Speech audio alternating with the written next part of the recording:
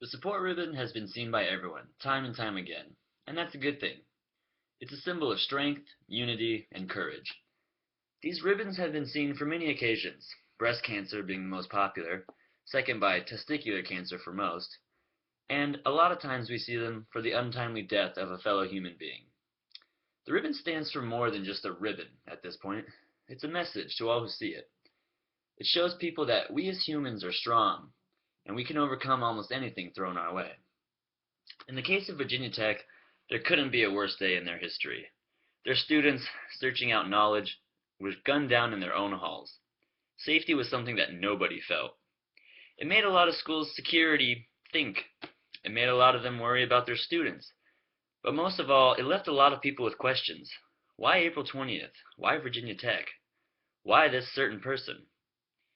Was there something that happened to him? Was he first pushed to that point? It left a lot of people wondering. The Virginia Tech Collegiate Times published their take on the process in the form of hope, using that same ribbon we see time and time again as their symbol. On April 20th, Virginia Tech Collegiate Times printed out a page with an oversized ribbon. But it wasn't pink or yellow or baby blue like the common colors we see. Instead, it was filled with questions. Questions like, how will they handle graduation? Will summer be the same? Can campus be safe again? There were a lot of questions asked, and not a lot of answers given. The school was all-time devastated. They knew they had a rough road ahead of them on the way to recovery, and they knew that they needed hope. And in search of that, they flew a flag up high, and that flag was the ribbon of hope.